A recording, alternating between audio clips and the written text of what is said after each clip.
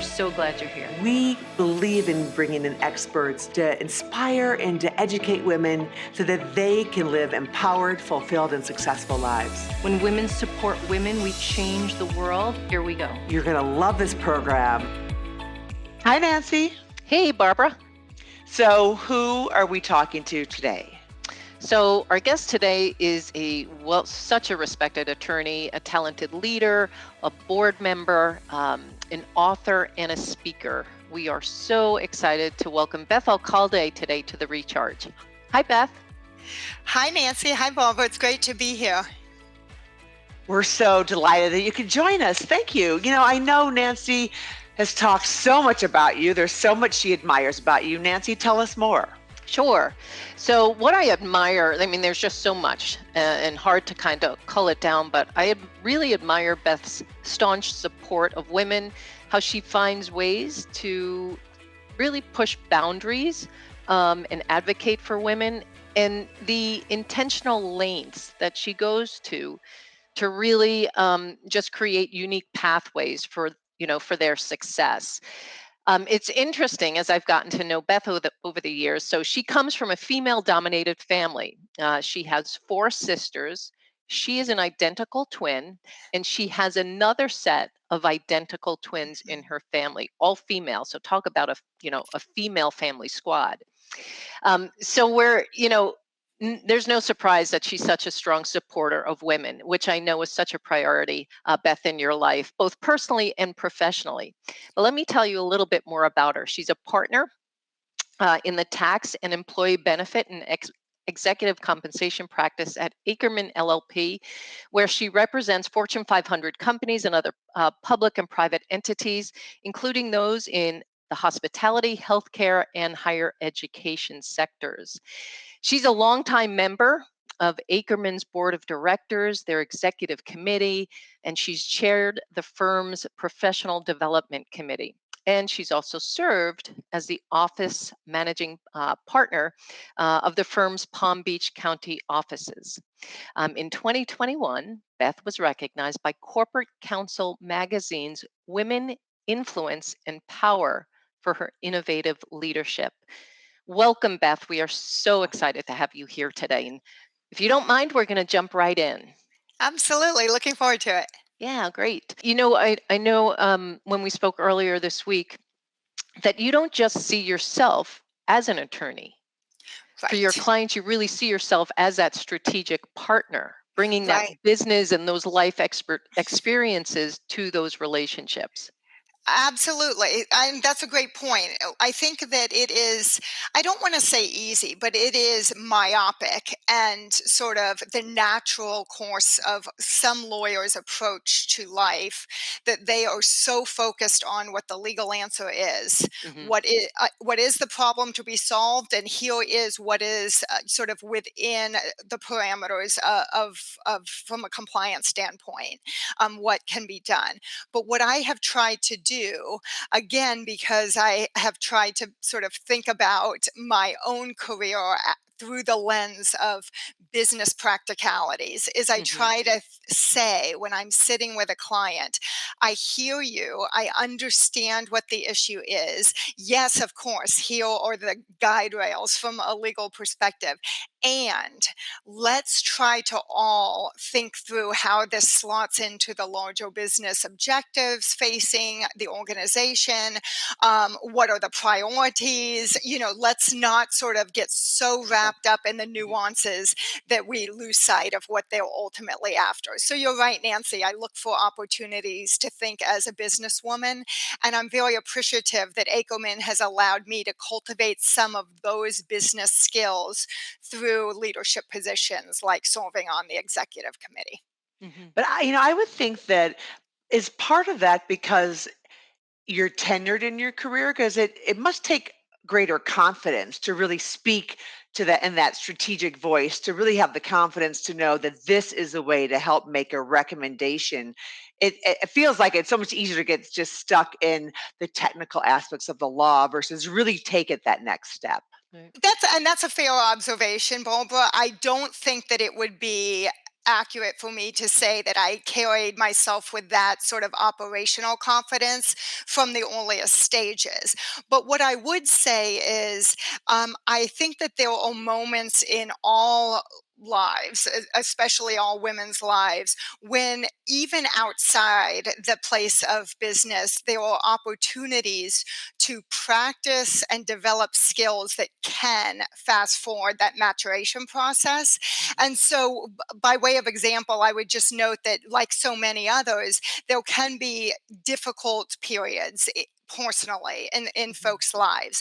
And so, yes, having years under my belt has been helpful to the confidence, but I also think viewing personal challenges, even when they're at a younger age, as an opportunity to sort of build some of those muscles, practicality and common sense approach and relatability and how to communicate in a way that is understandable to the audience at issue, etc. A lot of those skills can be honed outside the office. And so, one particular life experience that I had that I do think really helped me to frame better the relative importance of whatever the legal issue is happened to be a critical health situation involving one of our children, specifically our middle child. And he was, sort of critically ill for an extended time and fell ill very suddenly. And it was a mysterious type situation with not a lot of answers. And what I think that, what though it was absolutely terrifying and has remained a true challenge for the years, the intervening years, and we're still dealing with the situation daily, I would reflect on the growth in hindsight that I Mhm. think that I got from understanding that what we do as lawyers is absolutely important. The viability of our clients could be on the line, their reputations within their industry could be on the line, and none of it actually matters at all at the end of it, right? So what I found living in ICUs for weeks on end was, why do we take ourselves so seriously sometimes? Why do we always think that Mm. this particular question, this legal analysis, that of course, real money and jobs are riding on the integrity and the effectiveness of the review itself and the subsequent implementation of the advice. But there are people doing things right now that are life and death, and it's none of us on this phone. Right. And so I think that when I came back from that experience, and as my family has continued to deal with some of these challenges, what that healthy dose of perspective I think has given me, and what I would invite other women to reflect on in their own lives, because we've all faced challenging situations. What can you take from that?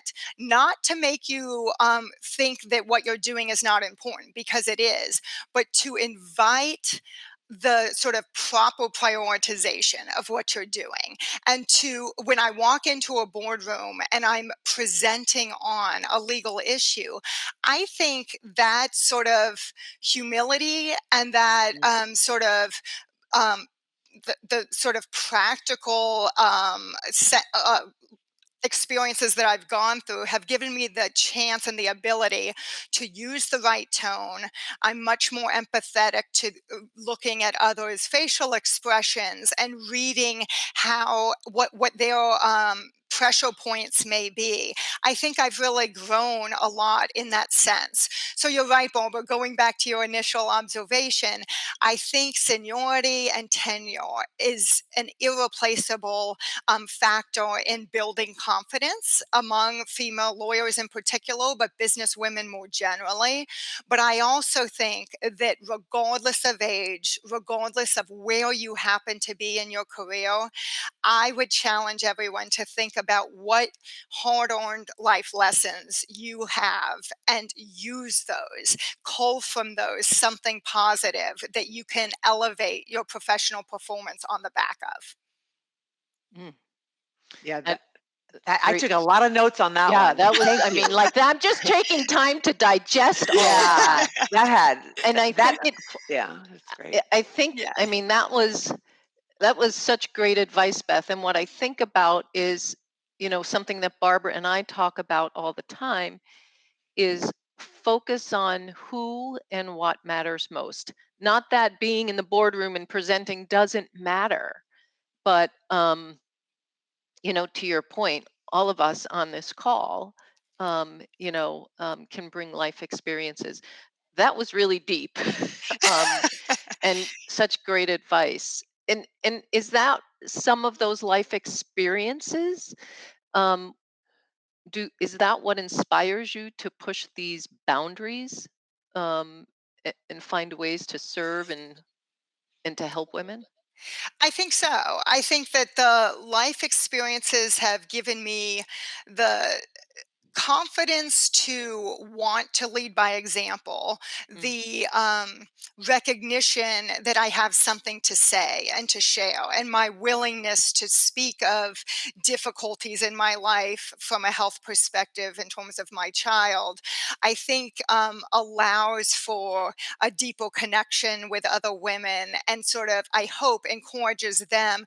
Not everyone is comfortable, of course, right. sharing so much of their personal life in a professional setting. So I don't mean to suggest that I'm hoping everyone starts oversharing as I do, but I do think that it is a symbolic gesture of whatever it is that makes a woman herself, the totality of her personality and her dreams and her attributes and her challenges and her weaknesses. All of that, I think, if younger women can see folks in position of power being open to and honest with their colleagues and their clients about what they've been through and how they're continuing to evolve, I Mhm. just think it sort of serves as a reinforcement and can help so many other women. Mhm. Yeah, I would agree. I think, sometimes we're just trying to posture and present ourselves to be strong, especially when we're in a challenging environment or a very competitive environment. You don't want to look weak. And some of those environments haven't been, safe Right. to show that side of yourself. I think that is improving. Maybe with more Brene Browns of the world, where we talk about vulnerability, Vulnerability. Yes. That's right. and we realize that can be a superpower and not to be feared, right? I completely agree. I'm big on, for years in the legal community, there was this sort of joke, but a little too close to reality to truly be acknowledged as a joke, which was if you were out of the office for some reason, sometimes you would hear, senior people advocating that if you're going to be out of the office, sort of turn on your computer monitor, leave your jacket on the back of the chair as if you've run out for coffee, because God forbid anyone think that you're anywhere other than Work. here. Yeah. This necessarily must be the center of the universe just because it happens to be someone else's at that moment. And so I always say, when my even the most junior associates hear me on a conference call, if the client says, "Are you available at whatever time?" What you won't hear from me is a fabricated excuse. If in fact I'm not available, of course, if I'm available, I'll tell you this. But what I'm speaking to is if there is a child related thing or a personal trip that I am taking with my sisters or what have you, that in fact will be the stated reason that I am unavailable for the call. And I am trying to model that in front of the most junior lawyers to sort of show that, again, this is nothing to be ashamed Hide and of. ashamed of. Right. Right. I commit 100% to the practice of law and to this law firm and to my job, and I do a good job, and I sleep well at night knowing that. And if I'm on a sister's weekend and we can just as easily push the client call one day ahead or behind. That is what you will hear from me, and I think that it sort of helps build personal relationships with the folks on the other end of the line as well. Because guess what? They are on sister trips sometimes too, and they Right. now want to share the details with me. Right? I So love sort of that. Yeah, opening that's great. yourself up is it just increases the connection. Yeah, in our 24/7 access world, you've got to set those boundaries, right? Right. Gosh, Absolutely. yeah. Well, So, what are your biggest challenges that you find that you face?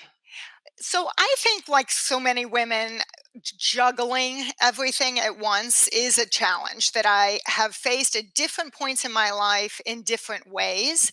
And I think that sometimes there is a feeling or a desire. We're such overachieving types, and we want to be the room moms, and we want to be leading the executive committee conversations, and we do not want to miss a single client call. And all of a sudden, you get into this feedback loop where you quickly realize that there, in fact, are 24 hours in the day, and you cannot be all things to all people. And so, to try to address that, and I don't mean to suggest that I'm there, but one approach that I've tried to use is when I find that there is I am called to do too many things at the same time. Something's got to give. I have grown to give myself the space to sort of pause and use that very inherently stressful and pressure cooking type situation.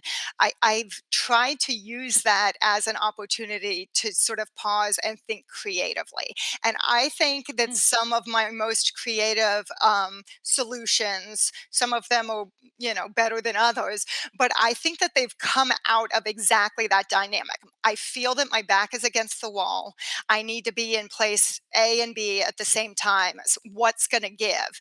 And just as an example, one time, this is a few years ago, but after my son had been sick and we were sort of dealing with the reality of ongoing seizure activity with him, such that he couldn't be left alone, I was asked, I'm an author for an organization, the Employee Benefits Institute of America, and I was to be out in Seattle. I live in Florida. I was to be in Seattle for a conference that they were putting on, and it's a great opportunity to speak with the other authors and to network and to professionally develop your skills, etc. Very important obligation. And there were some other conflicts at home such that I didn't know who was going to be able to watch around the clock my child who has special needs. So suddenly it came to me, this kid happens to like baseball. And thought to myself, well, heck, it's the summertime. Seattle's beautiful in July. I wonder if the University of Washington or one of the other schools within a stone's throw of the convention center might have some sort of a day camp. Well, sure enough, the University of Washington Huskies had a baseball camp for exactly his, then middle school type age group. So I took the kid with me and we stayed in the hotel together, and I dropped him off. I rented a car, which was the only additional expense I felt because I had to stay out there anyway, right? right. And I dropped him off, and then I would give the counselors my number if there was an issue, and I did what I needed to do, and then he would come home, and I would go back out for dinner after he was in bed, and it ended up being the most wonderful one-on-one experience, sort of a very unique, let's go for a seafood feast on the Puget Sound, just he and Hmm. I never in a million years would have expected that. And he had a great baseball week, and I had a wonderful and very fulfilling professional week. And it would not have happened if I had not gotten out of my own head there Yeah. for a moment. I literally was losing sleep over how am I going to do this? I'm failing someone. It's not fair to my career if I miss this opportunity, but gosh, it's not fair to my family if I leave him in the lurch. And then all of a sudden, there is a solution. But if you're panicked and you're stagnant and you're overwhelmed, you cannot see that sort of a path forward. So, again, not to sort of dwell on one specific example, but hopefully it illustrates sort of the approach that I try to use. And honestly, even if I don't come out of it with a great idea, I do come out of it with a peaceful feeling and a more sort of a greater awareness that I will find a path forward. Well, that I mean, there's such power in a pause, Yes. especially when you're under pressure like that. And I can't say that I think creatively when I'm under pressure, but I think that, I mean, you took the best of or came out of that situation with the best idea where it was great for your child and great for Right. you. Right. Well, Yeah. thank you. Thank you, Yeah. Nancy. Yeah, that one worked out well. That's awesome. And I want to go back for a moment, Beth, if you don't mind. I know that you are just passionate about mentoring women within the firm, especially emerging leaders and junior associates. And aside from, as you had mentioned earlier, showing up and being vulnerable, what are Mhm. some other ways that you help women find their courage, find their voice, and find their power to have greater fulfillment? That's a great question. I think that one way that I've tried to do that is through institutionalizing associate level feedback and review processes here at my law firm. So historically, Akelman used a much sort of more fluid approach to developing associates and providing feedback and giving reviews or not. And then when I became involved with leading the Professional Development Council, I felt that having sort of an approach, admittedly, it can be tailored for individual situations and teams as appropriate. But what we did was we used benchmarks, sort of uh, maturation benchmarks by X years out, we would hope you can do in your area of practice XYZ. And in the next year or two after that, we'd like to see you layer on top of that ABC, etc. And then in the performance reviews, we asked questions in a way that picked up the actual measurable performance metrics. And what we found were talking about giving other women voices and encouraging an open dialogue and encouraging them to find their own power, whatever that looks like for them. I was amazed at the transformation. I was blessed to have been in one particular woman's review 2 years in a row. The first year was sort of the traditional Wild West version where we all sit around a conference table, like, so does anyone have anything they want to share? And there's sort of this halting kind of conversation, awkward about, here are some very generic, you have a good attitude and you're on Right. time all the time, Right. not helpful. And then some constructive feedback, which wasn't really operational in nature. I don't know what she was supposed to do with it. It was very sort of broad and sort of spoke to her general approach to probably life, but certainly to the practice of law. And I left the room thinking, how in the world is she going to improve based on that review? And how are we didn't hear one suggestion from her in that initial conversation, not one, on what we could be doing better. Fast forward to the next year, after all of these process improvements, the very same players at the very same table, I it was one of my most joyful professional moments, I think, to sort of see it wasn't a forced interaction, but to see just because of how we framed the self evaluation questions, tying them back to performance metrics and achievable benchmarks, and our own partner reviews of this associate, again, couched in a much more sort of operational Right. language. All of a sudden the dynamic changed. Same players, same sort of like shuffling in for the obligatory annual review, but all of a sudden we were brainstorming, oh, you haven't had exposure to this thing that we think you need to have exposure to before you would ever achieve partnership. Great. Here are the ways that I, Beth, and my colleagues are Hmm. going to take responsibility for getting you that exposure. Shame on us if we do not allow you the opportunity to build the skills that are necessary for advancement here. And so all of a sudden, the tenor changed, and it was much more of a problem solving type collaboration. And I think she came out of that with, yes, some areas for improvement, which she then improved because she was able to effectuate the recommendations, Hmm. and we were able to do better by her in that later year than we had been in the intervening period to begin with. And so again, I think I watched her find her power.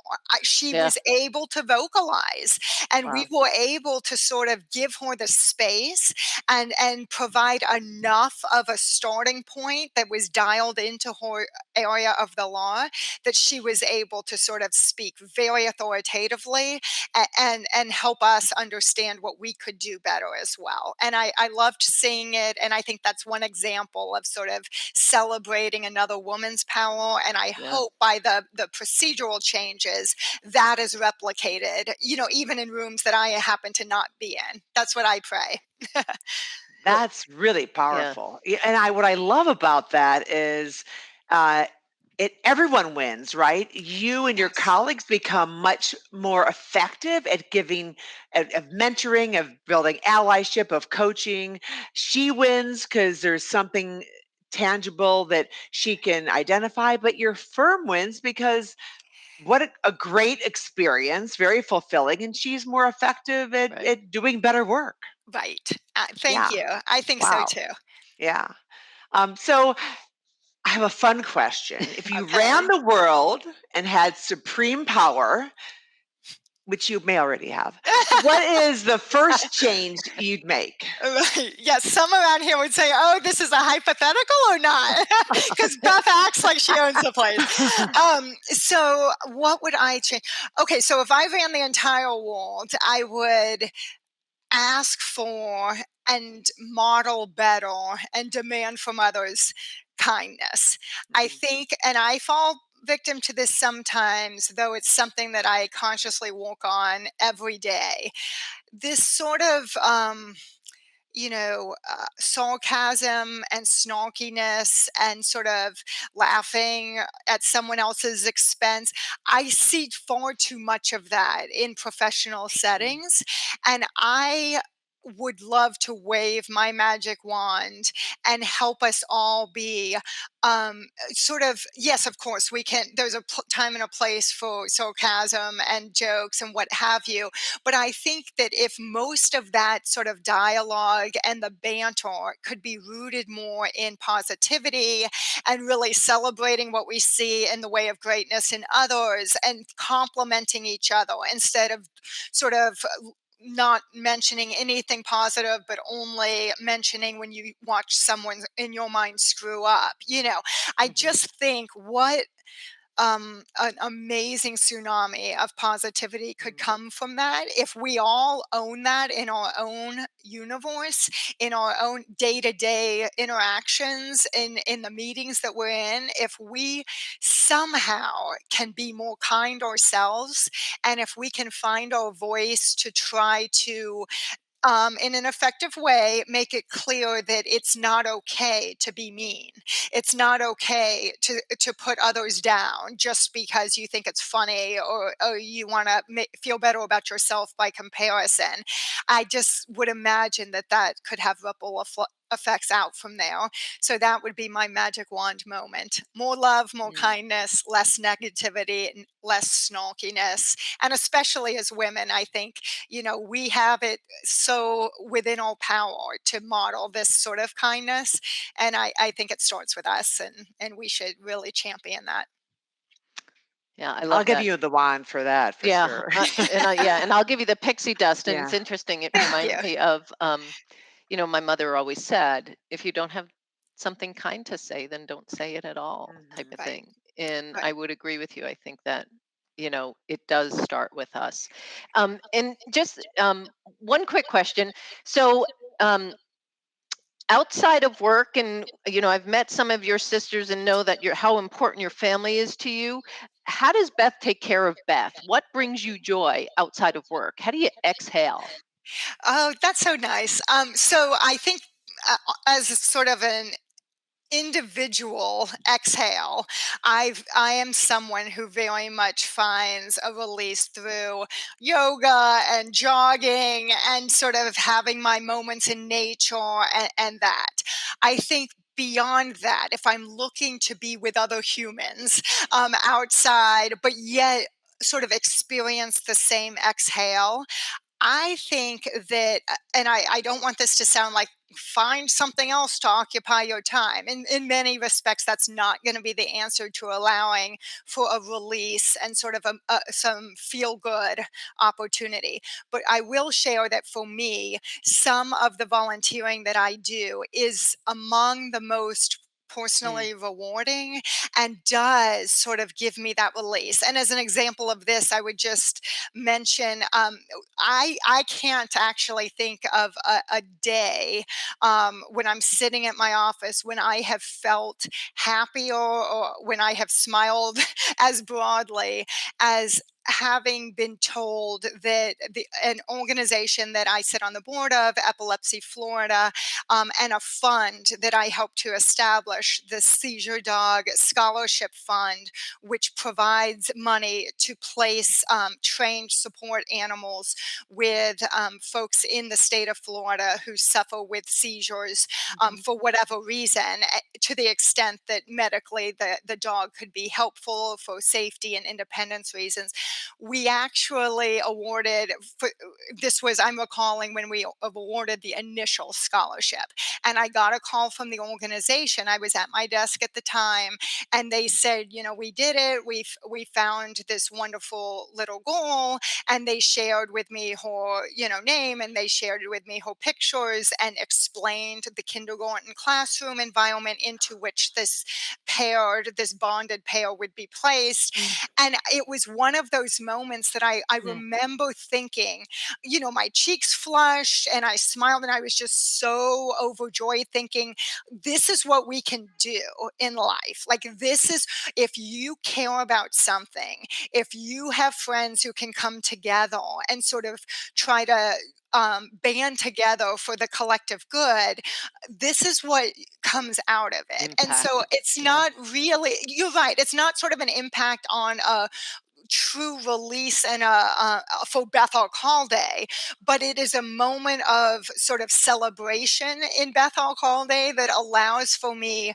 to know that I'm walking on the right path and that other, you know, you want to leave the world a better place than you found it. And so that was sort of one of those aha moments. And I think for me, it reinforced that as I look to take care of myself, I know that just for me, it necessarily must include something like this, a component of helping those less fortunate who have similar challenges that I can really empathize with. I think that that has to be now and will continue to be, you know, as I go through my career and hopefully someday into retirement, that sort of calling and the passion that I felt in Mm. establishing that and making those scholarship grants, I think that that's going to be a continuous thread for me. And I think that it really is intrinsic to sort of how I view the world now. Wow. That is powerful. Wow. So, Beth, you are so outward focused. You're helping that organization be financially successful. You're helping women and men in your firm be more financially successful. So, let's talk about Beth. Um, what do you do? Right. So, part of having a brilliant life is making sure that you financially can support yourself, can support your family, and in meaningful ways. How have you been intentional to support and build financial strength going forward so you can live the life you want to live? Oh, sure. Great question. And I appreciate it. I think that as I view the sort of retirement planning aspects of financial wellness, one reality is that I do sit on Ackerman's retirement plan investment committee. I'm one of the fiduciaries on that committee, and I sort of have a front row seat to, and I have very much bought into seeing how especially women in all form, can become empowered by making prudent decisions and Mhm. setting aside the right money. And we, as the decision makers in terms of what to share from the employer side, sort of have an obligation. So I appreciate the question very much because it is something that is intrinsic to our, benefit plan compliance practice, my fiduciary hat wearing role here. But then personally, I think beyond that, I have found that there have been moments when I have to again pause, as you can tell, sort of pausing and quieting the noise is something that I need to do to be intentional and to make my best decisions. Not that they are always the best decisions, but I truly think these are my best decisions at these points in time.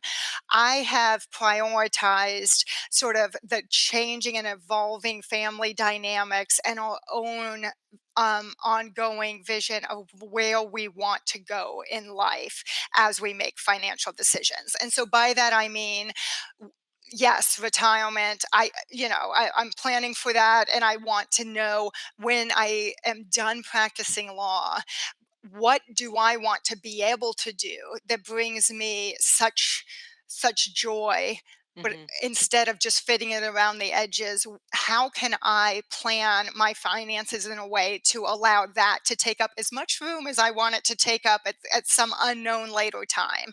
And I also have had moments where I realize that there are intervening points when we may need to be able to have X amount ready for investments or for sort of family needs. So again, dealing with, and I know I'm speaking to many who have in multi-generational family units, there may well be someone in your life who you may have financial obligations for now or in the future. And I think sort of making some financial decisions that allow me the flexibility to be able to meet those needs, though I don't know what they are now, um, gives me a sense of confidence and peace to sort Mhm. of careen toward the greater unknown. And so, will my son be able to go to college and live independently? I don't know. So maybe we make sure that we buy a house that has sufficient yard to build an extra building just in case that is needed for living facilities. Will my parents be able to live on their own and not need to come? I don't know. So what if we in the garage maintain a space just in case for that? And then in terms of my own passions for charitable endeavors, making sure that along those same lines I have a very clear vision of the priorities that I want to be able to satisfy now and in the future.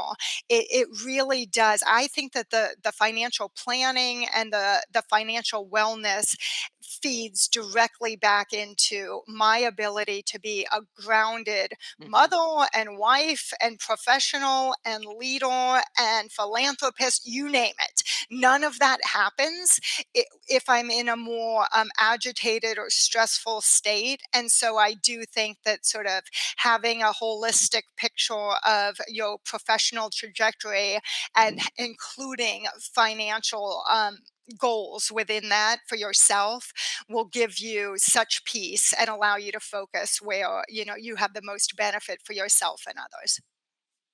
It's interesting because I think you mentioned that term peace, and that's so important to us in what we do. That in seeing people achieve that financial peace of mind is priceless. Yeah. But I keep And the coming fulfillment, right, of the in Right. why. fulfillment, Like, right? what Right. really ultimately Purpose, matters. Yeah, right? Right. yeah, You're right. yeah. And I keep coming back to this word that's just like resonating in my head about how intentional you are being in every aspect of your life. And pause is not something easy that comes easy to women. Right. So I just really admire that. And I have to tell you that I'm trying to sit with so much of what you said. I don't know if I want to weep, if I want to get up and cheer. Like I have like all of these feelings right now. Yeah, yeah. But so many great takeaways, Beth. I don't know, Barbara, how about you? I feel the same way.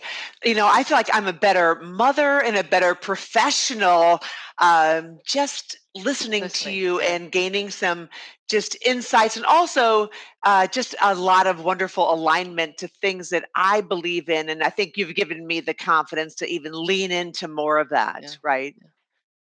Yeah. Saying that, both of you, I really enjoyed talking about it myself, and it sort of is an opportunity for me to remind myself how fortunate I am to have friends like you and a community such as we do. This is where the magic happens. And so Amen. thank you Absolutely. for the opportunity. Yeah, Beth, Thank thanks for you. being with us today on the recharge. We may even come back and ask you to join us again in the future. But thanks so Would love much for to. being with us.